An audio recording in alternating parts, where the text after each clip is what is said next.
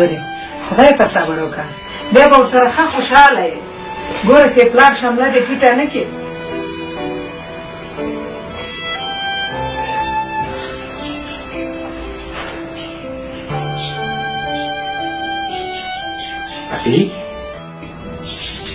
څه خبره ده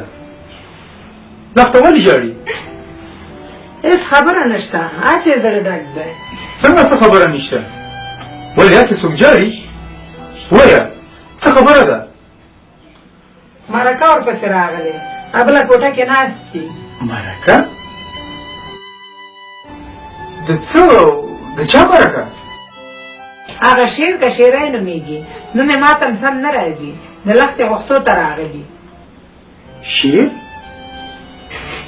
کوم شعر زه یې څه پېژنم خو د ډېره وخته پلار ته درته ویلي ول نن یې سپین ږیرې راوستي ادې هغه خو زوړ سړی دی لښته خو لا ماشومه ده همداسې ماشومانان یې خو دلته ورکول کېږي دا خو څه نوې خبره نه ده ګوره چې پلار په مخ کې د یوه خبره مو ونه کړې دا سراسر ظلم دی لښته خو د هغې د لور په ځای ده دا سوچه ناروا ده دا ډېر لوی ظلم دی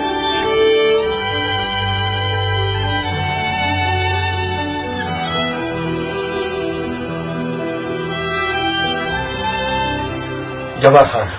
موږ ټول نن ډېر خوشحاله یو چې د شعر سره د خپلوۍ د زړه ښه کړی او موږ نن تشه زولۍ نه لیږي صحیح دوستي همدې ته وایي چې په خپلوۍ بدله شي دا د دې خبرې ثبوت نن تاسو ورکوئ السلام علیکم وعلیکم السلام مشران ټول ستړي مه شئ ژوندی اوسئ خیر اوسئ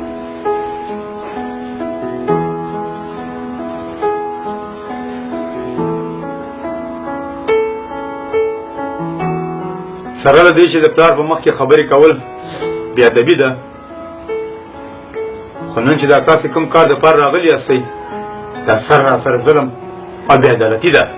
بې عدالتي د څه شي بې عدالتي موږ یو نیک کار دپاره راغلي یو ستاسې په نظر دا یو نیک کار دی چې وړه ماشومه دی داسې یو چا ته ورکول کېږي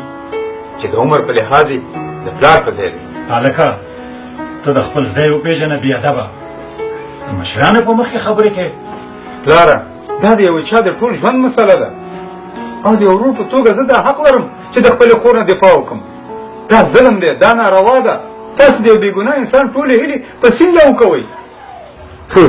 خو رښتیا چې آخره زمانه شوه پلار یې ناست او واک یې ورور کوي هلکه درته وایم ووځه یعنې اوس به دې په دې سر وولم زه به ووځم خو که زما خور دې سپین ږیري سړي ته ورکړل شوه او تا دا کار وکړو نو زه به په خپله خپل ځان ووژنم